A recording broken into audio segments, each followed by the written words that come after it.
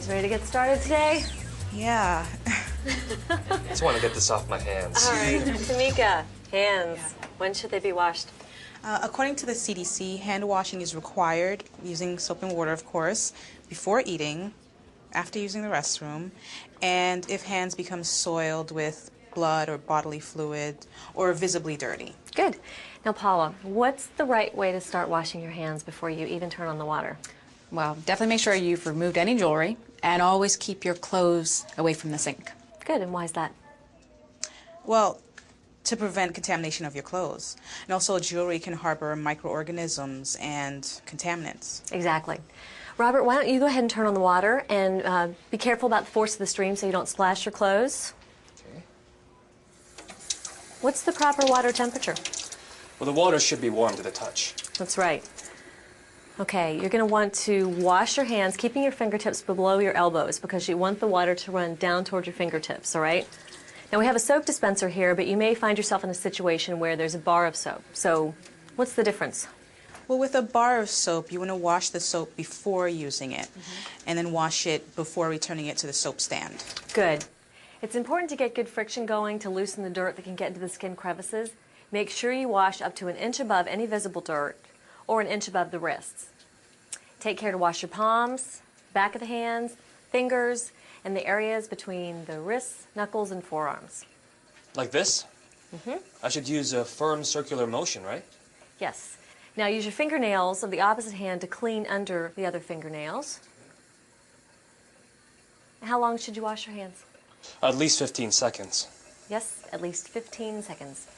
Okay, Robert, you're going to want to rinse your hands thoroughly now. Keep your hands below the level of your elbows to avoid contaminating forearms or elbows. And once you're done, you're going to want to leave the water running while you get a paper towel or two. And why is that? Well, you always have to consider that the sink itself is contaminated. Exactly. So take the paper towels and begin to dry your hands, starting at the fingertips and working your way up the forearms.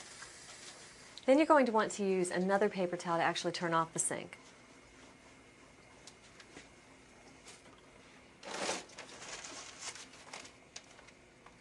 Miss Swenson, is it all right if I use moisturizer? In the winter, my hands get really chapped. Moisturizing lotions are fine as long as they're oil-free. Well, if a sink isn't available, could you use one of those alcohol-based antiseptic solutions? If your hands are not visibly soiled or contaminated with body fluid, then you do have the option of using an antiseptic hand rub.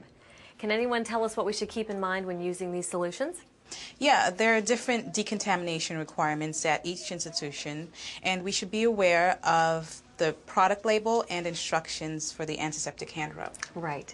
Okay, Tamika, how do we go about applying antiseptic hand rub? Okay. All yours. First, I apply the recommended amount of product into the palm of my hand, then rub the lotion into my hands with a circular motion, making sure to get into the same crevices that I would when washing my hands. I continue rubbing until the product has evaporated on my hands. Excellent. Well, why don't we all clean our hands, and then we'll take a look at some of the interventions that halt the spread of microorganisms and minimize the threat of infection. Okay? Great. All right.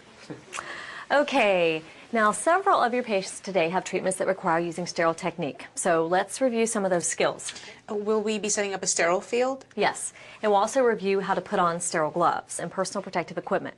So first, let's review the guidelines related to sterile technique and sterile gloving. What can come in contact with sterilized items? Robert? Well, only sterilized items can come in contact with other sterilized items, like sterile gloved hands. Speaking of gloved hands, when would you replace your sterile gloves, Paula? Well, if your gloves develop an opening or a tear, or if there's a compromise in the integrity of the material. When else? If your hands touch any unsterile surfaces or other items. And? Oh, right. If your hands go below your waist, that's also considered contaminated. Good.